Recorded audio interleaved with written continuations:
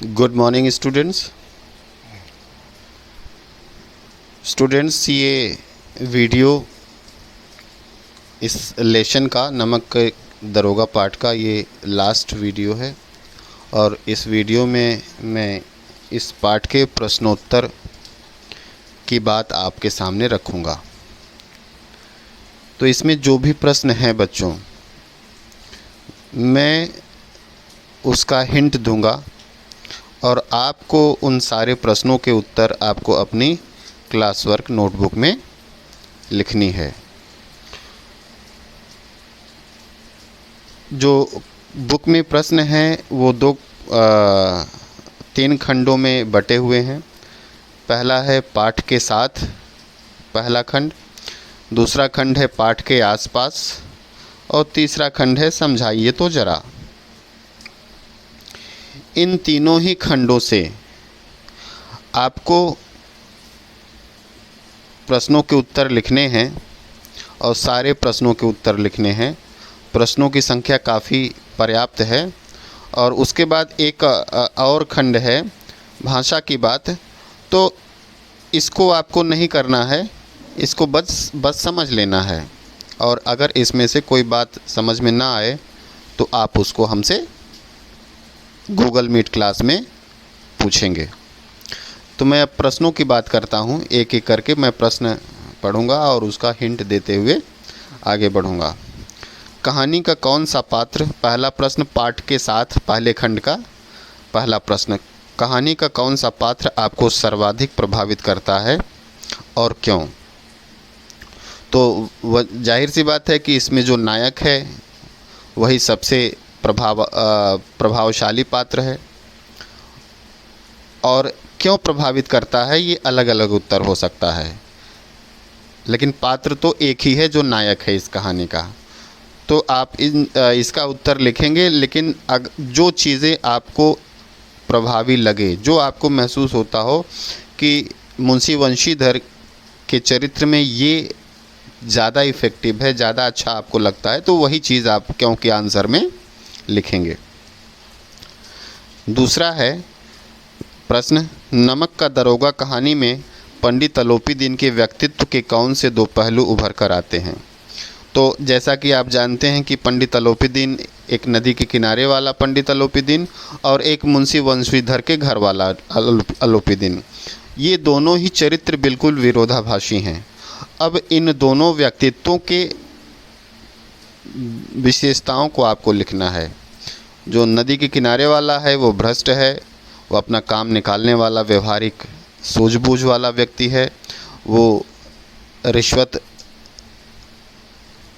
या किसी अन्य माध्यम से अपने काम को अच्छी तरह से निकालने के प्रयास करता है।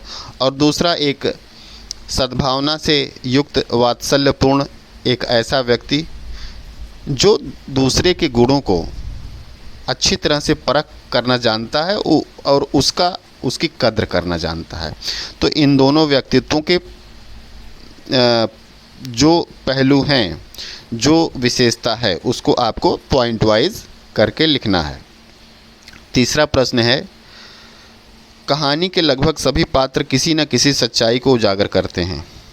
निम्नलिखित पात्रों के संदर्भ में पाठ से उस अंश को उद्धृत करते हुए बताइए कि यह समाज की किस सच्चाई को उजागर करते हैं।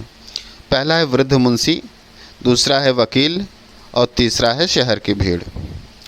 तो आज के संदर्भ में आपको इनकी विशेषता बतानी है। वृद्ध मुंशी एक पिता हैं, वकीलों का जो लेखा जोखा और जो क्रियाकलाप है वो आप बहुत अच्छी तरह से जानते हैं।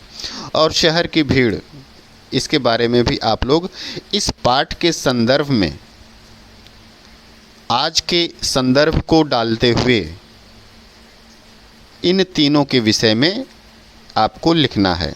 मैं एक का उदाहरण दे रहा हूँ।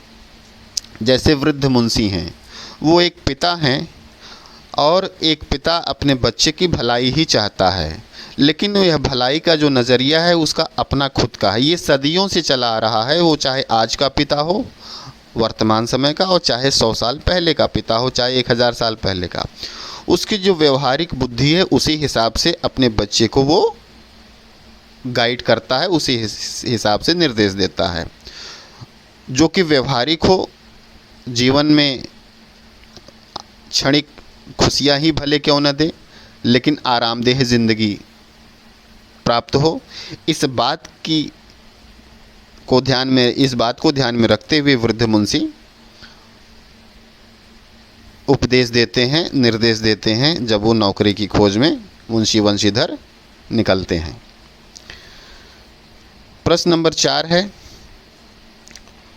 इसमें एक पैराग्राफ है, मैं इस पैराग्राफ को नहीं पढ़ूंगा, टाइम बहुत ज़्यादा लगेगा। प्रश्न नंबर 4 का ये जो पैराग्राफ है वो किताब का है। इसमें 3 हैं, इसके इस पैराग्राफ के आधार पे 3 प्रश्न हैं, उसका उत्तर देना है। पहला प्रश्न है, यह किसकी उक्ति है? तो यह जो उक्ति है वो मुंशी वंशीधर के पिता की है। दूसरा प्रश्न है, मासिक वेतन को पूर्णमासी का चाँद क्यों कहा गया है? क्योंकि जिस प्रकार से पूर्णमासी का चाँद केवल महीने में एक बार दिखता है, उसी प्रकार से जो मासिक वेतन है वो केवल महीने में एक बार मिलती है। उसके बाद चाँद गायब हो जाता है पूर्णमासी का, और वेतन भी दोबारा नहीं मिलता, इसलिए वेतन को पूर्णमासी का चाँद कहा गया है। क्या आप तीसरा प्रश्न है, क्या आप एक पिता के इस वक्तव्य से सहमत हैं? तो मेरा अपना व्यू ये है कि मैं बिल्कुल सहमत नहीं हूँ, क्योंकि मुंशी वंशीधर के पिता उन्हें वह निर्देश दे रहे हैं जो कि उन्हें गलत रास्ते पर ले जाएगा, और जिसका अंततः जो परिणाम होता है वो अच्छा नहीं होता है। क्षणिक हमें सुख मिलता है, सुविधा मिलती है, लेकिन इसी से ज़िंदगी में तनाव आता है, इसी से दुख आते हैं। भले ही ज़िंदगी हमारी आरामदेह होती है भौतिक दृष्टि से, बट हम मानसिक और आध्यात्मिक दृष्टि से पूरी तरह खोखले हो जाते हैं अगर इस उपदेश को अपनी ज़िंदगी में लागू करें। चूँकि आज 100% लोग इसी राह पर चलते हैं, इसीलिए आज किसी के जीवन में न सुकून है, न शांति है। भले ही करोड़ों अरबों रुपए उनके पास हैं, दुनिया के सारे संसाधन सुख के हैं, लेकिन उनको रात में ठीक से नींद नहीं आती, उनको सुख, सुकून और चैन नहीं है। केवल इसी वजह से, क्योंकि वो पैसों और सत्ता की अंधी दौड़ में शामिल हो चुके हैं, और यही बात मुंशी वंशीधर के पिता उन्हें जाते समय कहते हैं। इसलिए मैं इस पिता के इस वक्तव्य से सहमत नहीं हूँ। 5वां प्रश्न है, नमक का दरोगा कहानी की कोई 2 अन्य शीर्षक बताते हुए उसके आधार को भी स्पष्ट कीजिए। 2 शीर्षक बताना है, मैं एक शीर्षक बता रहा हूँ और दूसरा शीर्षक आप खुद सोचिएगा और लिखिएगा। पहला ये जो शीर्षक है वो ये हो सकता है कि धर्म की जीत। इस आधार पे कि मुंशी वंशीधर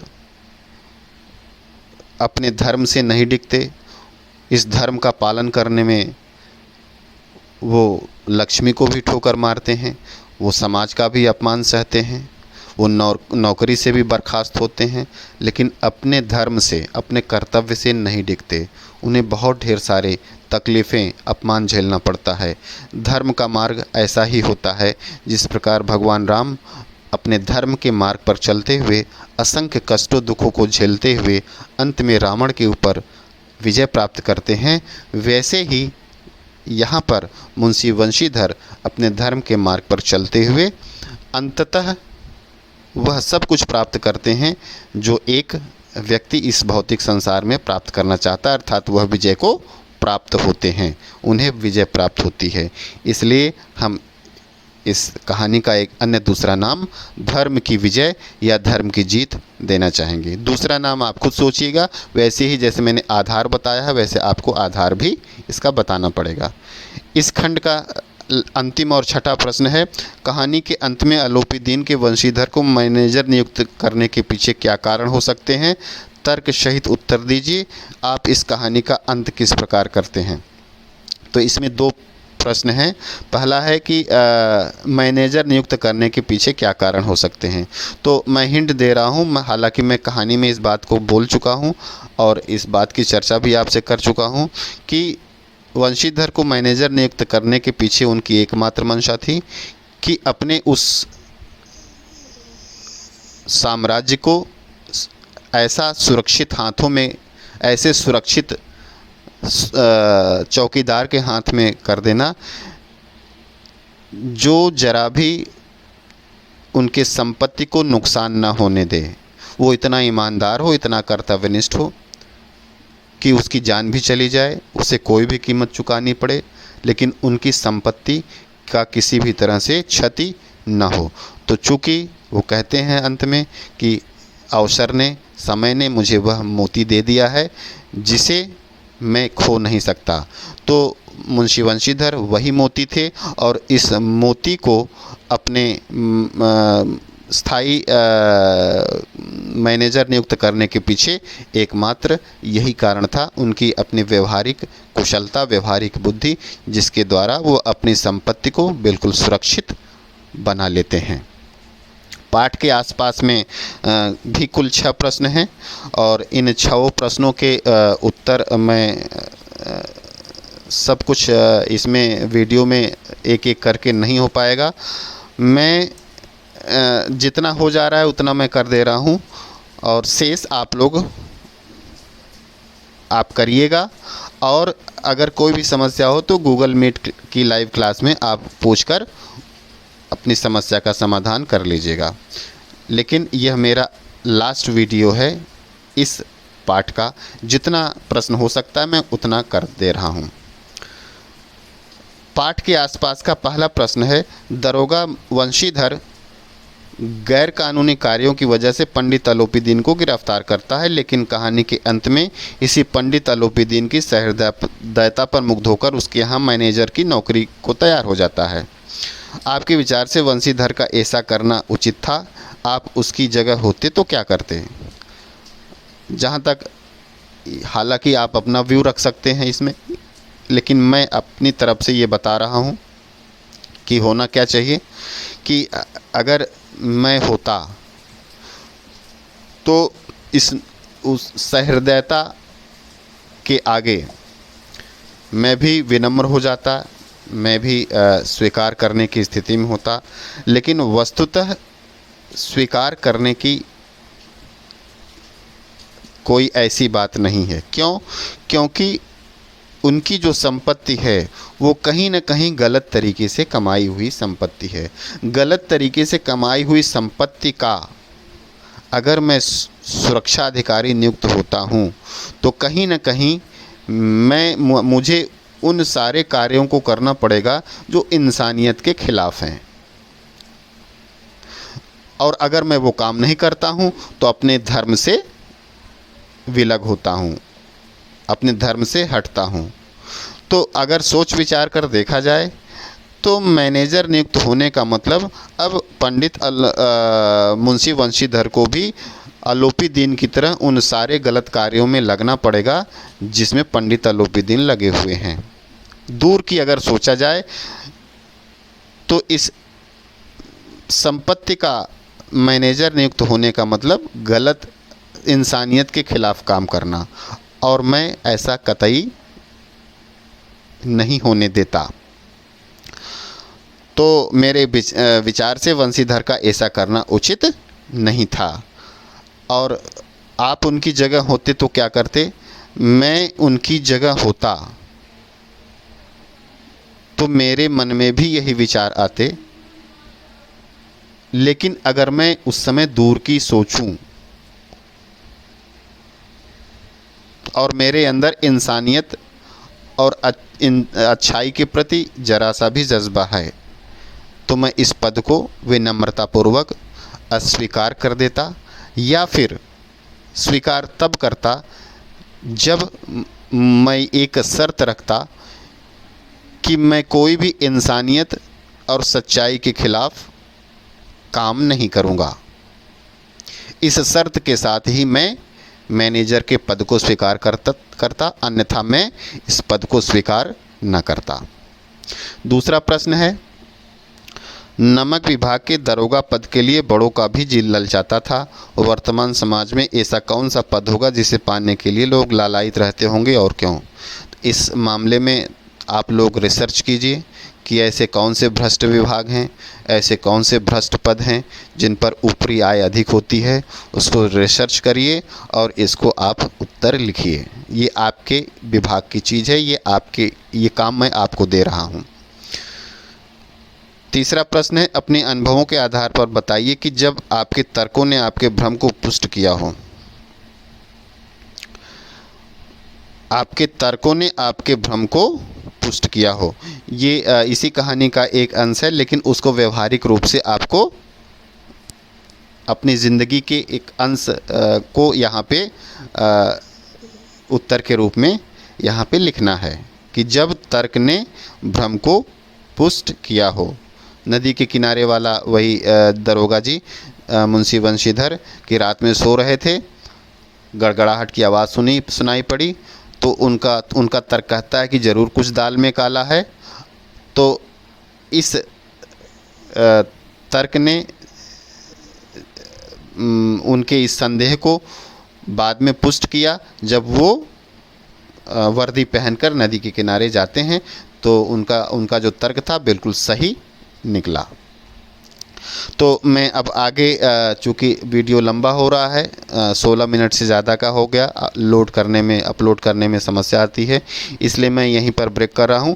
अब इसके आगे आपको पाठ के आसपास के 6 प्रश्न करने हैं। समझाइए तो ज़रा जो तीसरा खंड है उसके 1, 2, 8 प्रश्न हैं, उसको भी आपको करना है और इन सारे प्रश्नों को आपको कॉपी में लिखना है। स्पष्ट रूप से मैं बता रहा हूँ। अब जो भी समस्या इन छूटे हुए प्रश्नों में आएगी, वो सारी समस्या आप गूगल मीट क्लास में, जो लाइव क्लास होगी, उसमें आप मुझसे पूछेंगे, क्योंकि हर हफ्ते एक मैं गूगल मीट क्लास लूँगा। तो जो भी इन प्रश्नों में आपको समस्या आए, वो सारे प्रश्न आप मुझसे पूछ सकते हैं और किसी भी तरह का गाइडलाइन ले सकते हैं।